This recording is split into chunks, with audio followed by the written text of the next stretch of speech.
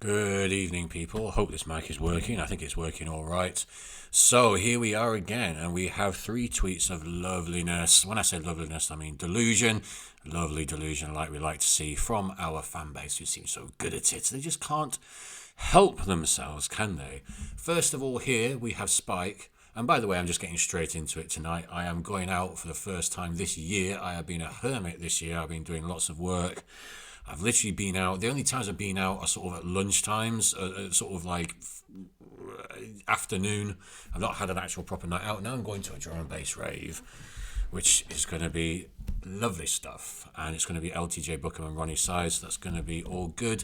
And it's not even that far away from my place. So that is all good. I don't have to traipse across London, which is a sort of great bane of my life. It's always down in Brixton, or it's down in South London somewhere, it seems. But now it's Central London, which is a lot better for me where I am. Here I am in North London. So anyway, first up on the agenda is Spike Deniza_K.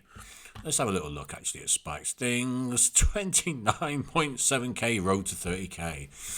He says City out of Champions League, but we never saw such graphics. These graphics being the ones that you see before you, which has the various trophies that we're in for. Now, we never saw such graphics. Number one, we did see graphics like this. Number two, why are you complaining? You've been spending so much time saying that we're going to go for a quadruple, going to go for all these trophies. Arteta's one of the greatest managers ever. So it naturally follows that someone like Sky Sports is going to show you these trophies. It's going to show you these little outlines, cross off and whatever.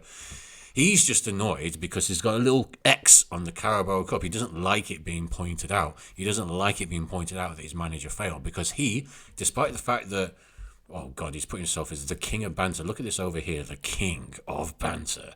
Well, likely. That said, you know what I mean? These profiles, this is when they say that, being negative and being down on the club gets you more views. Look at this, 100k fucking views.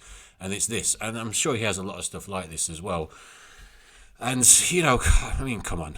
We know why we're being shown this. We're being shown this because so much of our fan base is vocal about winning a quadruple. So naturally, the media, the hierarchy of media, i.e. Sky Sports and people like that, are going to sort of pick up on that. They're going to go with that. They're going to run with that. So, you think you're on for a quadruple? Okay, one down, on for a treble. Let's see. Hopefully there are no more crosses. But Spike, this is why we see graphics like this. I swear to God, you can go back and you can see the same for Man City as well. He just doesn't like it that they put a cross there and it's kind of like a derogatory. Do you know what I mean? He would never have posted this if that Carabao Cup with a cross hadn't been there. He would never have posted it if it was just the 3 trophies without the crossed out one. That is why he is a disingenuous fool.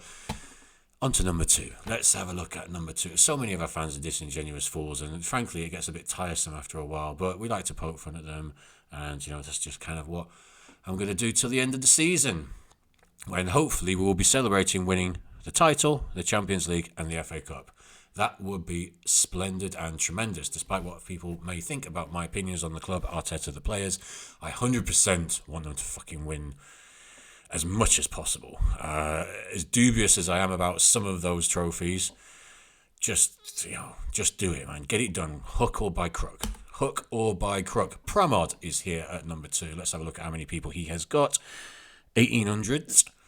He says, in response to @woke nonsense saying Arteta can't coach an attack at all, doesn't have a clue how to platform any attackers, Pramod has replied, coached 2 of the highest scoring seasons in Arsenal's entire history. Okay.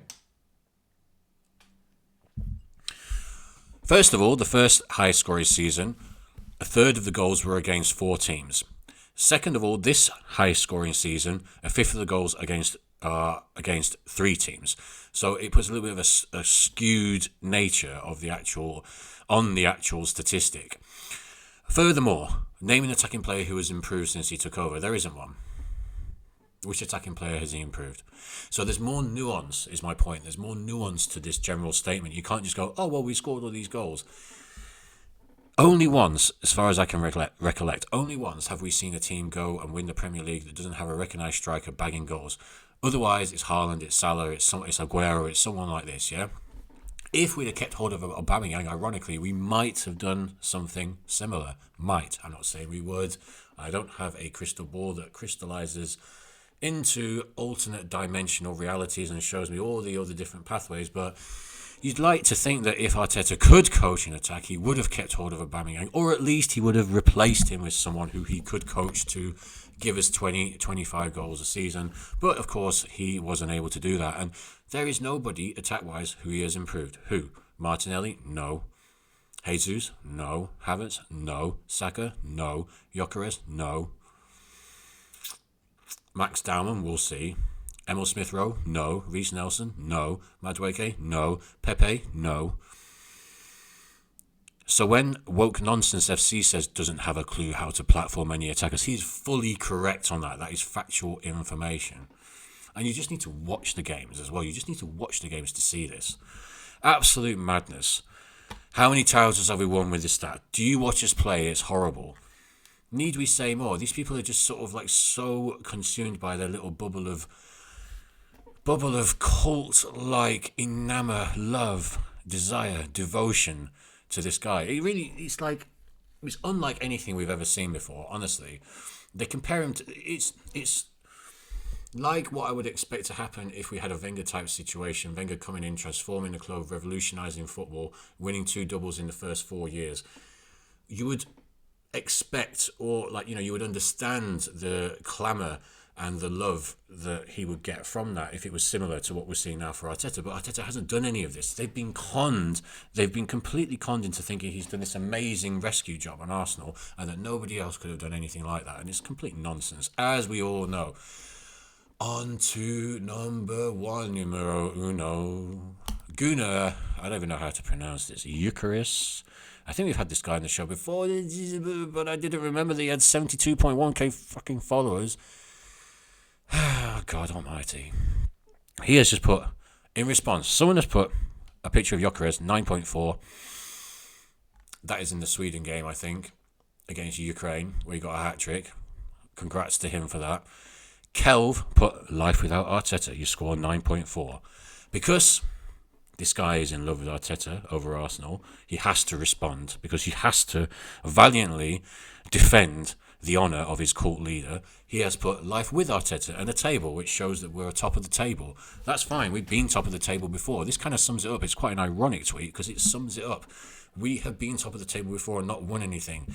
Life with Arteta is being top of the table before the season finishes.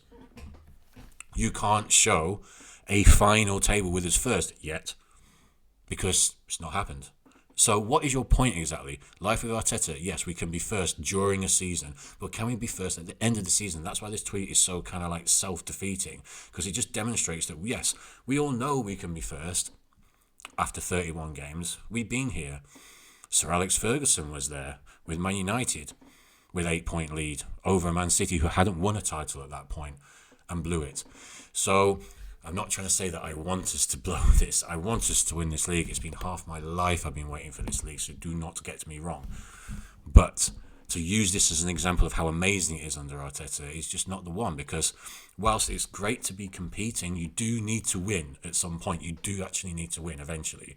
And that's what this guy, Gunnar Gyökeres, Gunnar Eunuch, let's just call him, is failing to see. So he's kind of like self-defeating himself there. He's kind of like, yes, we can be top, but like, can we actually win, Gunnar? Can we actually win?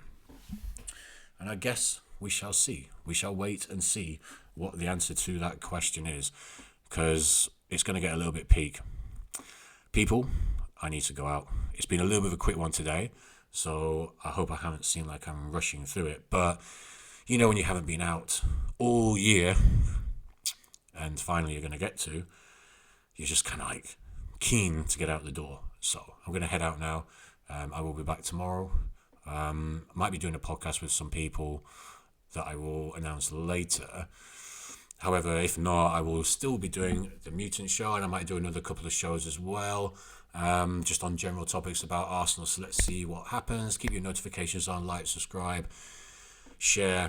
Cheers for the support. Really appreciate it. And yeah, big up everyone. Have a great weekend and peace.